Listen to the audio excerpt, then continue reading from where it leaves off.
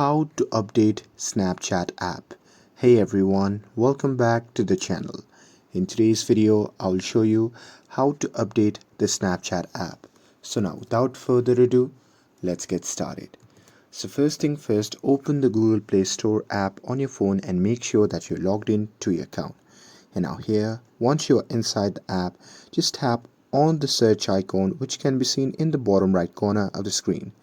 And now here, once you are in the search section, just tap on the search bar at the top and simply search for Snapchat app. And now here, on the search result, if you find any update button beside the Snapchat app, then simply update it to the latest version, and after that you simply have to wait for some time for it to install on your device. And here, once you're done with that, you simply have to tap on open to launch the app, and that's it. That's how you can update the Snapchat app.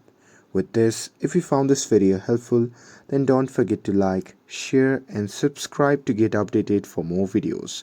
Thanks for watching, and I will see you in the next video.